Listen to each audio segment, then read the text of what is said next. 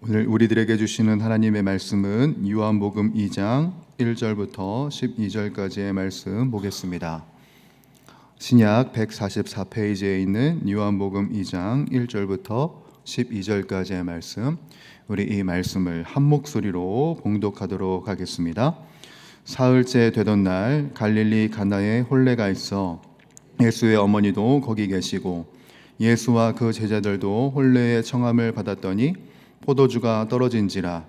예수의 어머니가 예수에게 이르되 저들에게 포도주가 없다 하니 예수께서 이르시되 여자여 나와 무슨 상관이 있나이까? 내 때가 아직 이르지 아니하였나이다. 그의 어머니가 하인들에게 이르되 너희에게 무슨 말씀을 하시든지 그대로 하라 하니라. 거기에 유대인의 정결 예식을 따라 두세 통 드는 돌 항아리 6이 놓였는지라. 예수께서 그들에게 이르시되 항아리에 물을 채우라 하신즉 아귀까지 채우니 이제는 떠서 연회장에게 갖다 주라 하시매 갖다 주었더니 연회장은 물로 된 포도주를 맛보고도 어디서 났는지 알지 못하되 물 떠온 하인들은 알더라.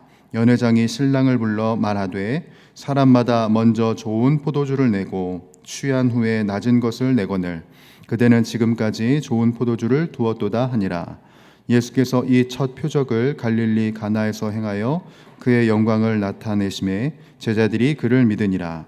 그 후에 예수께서 그 어머니와 형제들과 제자들과 함께 가버나움으로 내려가셨으나 거기에 여러 날 계시지는 아니하시니라. 아멘. 이 새벽의 제단에 나오신 우리 주님의 권속들 환영하고 축복합니다. 오늘 이 시간, 이 하루 주님께서 우리들에게 허락하신 은혜와 복이 있습니다. 이 모든 은혜와 복을 누릴 수 있는 우리 모두가 될 수 있기를 주님의 이름으로 간절히 축복합니다. 우리가 오늘 함께 읽은 요한복음 2장의 말씀은 우리가 너무나도 익숙한 가나 혼인잔치의 이적입니다. 예수님께서 공생애를 시작하시면서 행하신 첫 번째 이적이기 때문에 이 본문은 굉장히 중요한데요. 특별히 이 본문을 대하면서 우리가 경계해야 할 점이 있습니다. 그것은 뭐냐면 우리들은 보통 물이 포도주로 변했다는 기적 자체에만 집중할 때가 많습니다. 그런데 요한복음은 이 본문을, 이 사건을 기적이라고 말하지 않습니다. 11절을 보면 표적이라고 기록하고 있죠. 기적이 아니라 표적인 겁니다, 여러분. 표적이란 무엇입니까? 길을 안내하는 표지판으로 이해하면 쉬울 것 같은데요. 우리들은 표지판을 보면서 그 표지판의 디자인이 얼마나 좋은지를 보지 않습니다. 그 표지판이 목적지를 얼마나 잘 가르쳐주고 있는가를 보지요. 오늘 물이 포도주로 변화된 사건도 마찬가지인 겁니다, 여러분. 우리들이 기적 자체보다 이 기적을 행하신 예수님의 의도에 집중해야 우리가 이 말씀의 본래 의미에서 벗어나지 않을 수 있습니다. 사실 오늘날 많은 사람들이 신앙생활을 하면서 딜레마에 빠지는 것 중 하나는 성경에는 물이 포도주로 변하고 죽은 자가 살아나는데 왜 내 삶에는 이런 기적적인 변화가 즉각적으로 일어나지 않는가 실망합니다. 이것이 우리들이 가지고 있는 딜레마 아닙니까? 우리들이 가지고 있는 물음이고 우리들이 가지고 있는 궁금증입니다.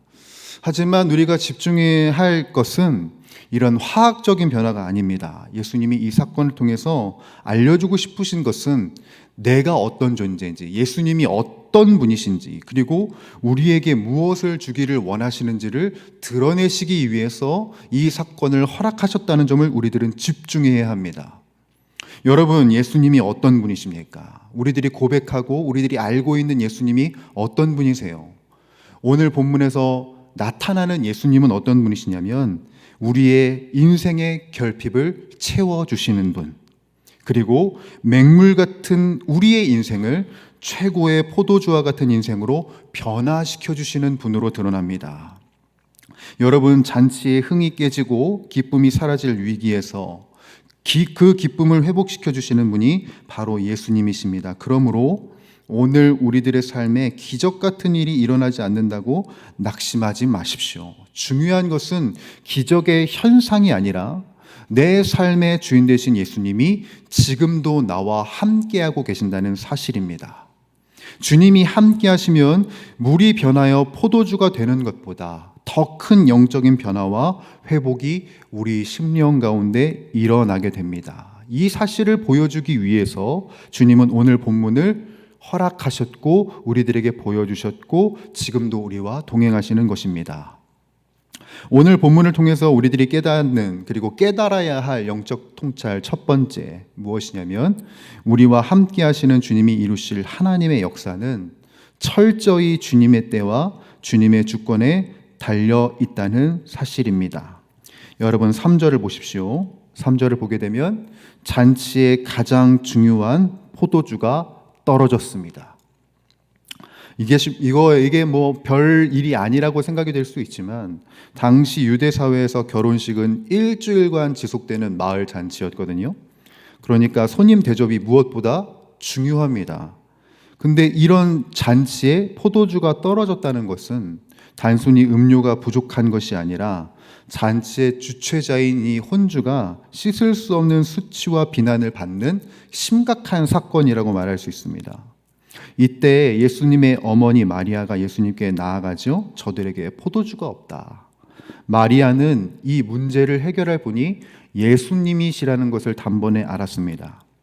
그런데 그때 예수님의 대답이 참으로 냉정하게 들리죠. 여러분 4절인데 4절은 함께 읽어봅니다. 시작. 예수께서 이르시되 여자여 나와 무슨 상관이 있나이까 내 때가 아직 이르지 아니하였나이다 라고 말씀을 하세요. 얼핏 보면 어머니에게 여자여 라고 부르는 것이 매정하게 보이고 그리고 불효처럼 보일 수 있겠습니다. 그러나 이 단어를 헬라어로 보게 되면은 당시 여성을 부르는 매우 극존칭으로 부르는 단어로 사용됐다는 것을 우리들이 볼 수 있어요. 그러니까 예수님이 어머니를 무시한 것이 아니라는 점입니다. 그러면 우리들은 이제 여기에서 궁금증이 생기죠. 어떤 궁금증이냐면 그러면 예수님은 그냥 어머니라고 부르면 되지 왜 여성 극존칭으로 부르셨을까? 역시 저만 궁금하죠? 왜 여성 극존칭으로 부르셨을까? 이 호칭을 사용하신 이유가 있다라는 겁니다.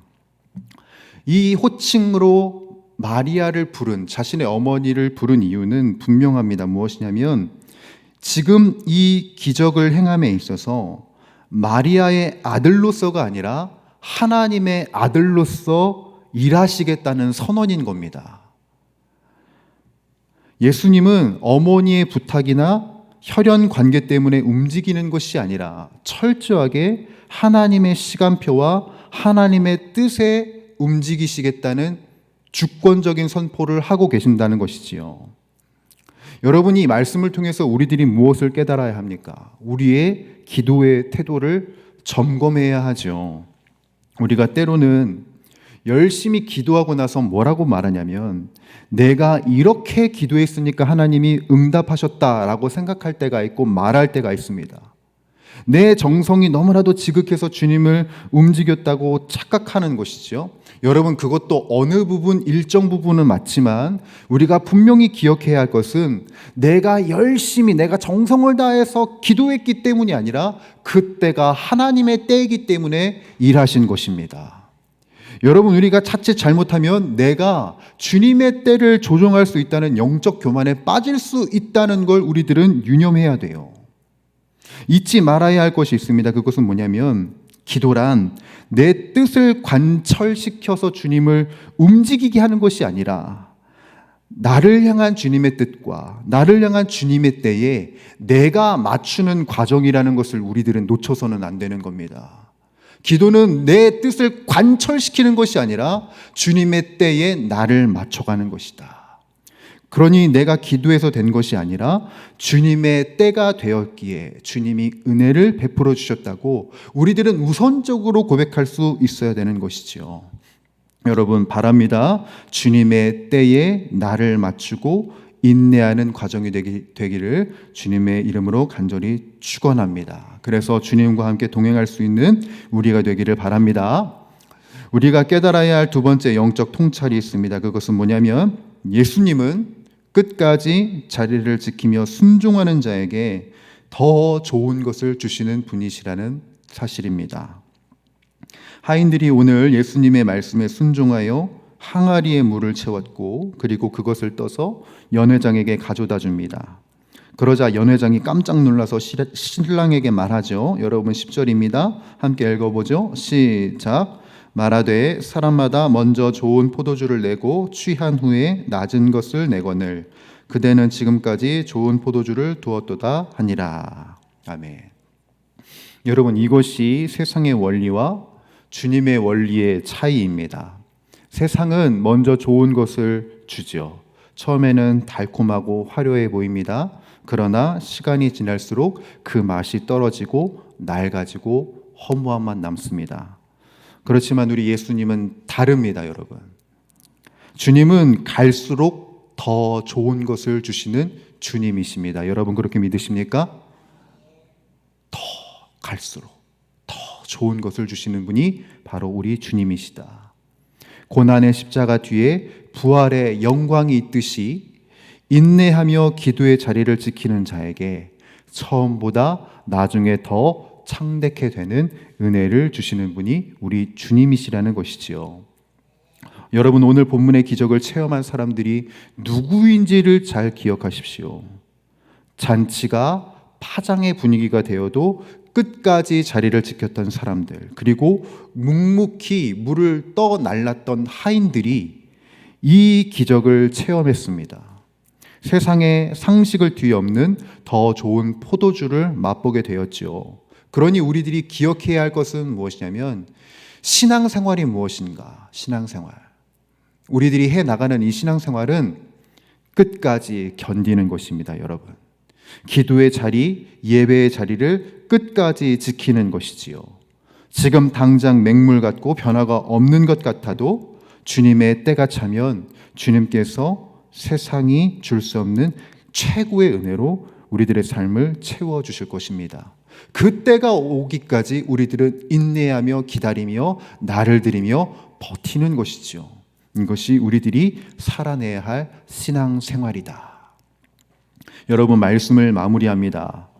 오늘 가나의 혼인 잔치에서 물이 포도주로 변한 이 사건은 예수님께서 우리들의 인생의 참된 주인이심을 보여주십니다. 그래서 이 주님 앞에 우리 주의 권속들이 세 가지를 기억할 수 있기를 원하는데요. 첫 번째는 기적의 현상보다 기적을 베푸시는 예수님을 신뢰하라. 우리들이 현상에 좌지우지 되는 것이 아니라 주님을 집중하며 신뢰할 수 있는 저와 여러분들이 되기를 간절히 소원합니다. 두 번째는 내 뜻대로 응답되지 않았다고 조급해하지 말고 주님의 때와 주권을 인정할 수 있기를 간절히 소원합니다. 마리아처럼 그리고 하인들처럼 무슨 말씀을 하신든지 그대로 하라는 순종의 자세를 가지고 이 삶을, 이 신앙을 영위할 수 있기를 바랍니다. 세 번째, 마지막입니다. 세상은 갈수록 쇠하여지지만 주님 안에 있는 사람은 날로 새로워질 것입니다. 그리고 더 좋은 것을 받게 될 것임을 여러분 믿어 의심치 마십시오. 오늘 이 새벽 우리들의 기도가 내 뜻을 고집하는 기도가 아니라 주님의 때를 기다리며 순종을 다짐하는 기도가 되기를 간절히 소원합니다. 주님, 빈 항아리와 같은 우리의 심령에 성령의 새 포도주를 채워 주시옵소서.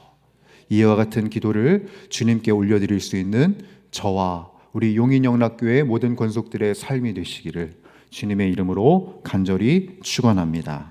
함께 기도하겠습니다.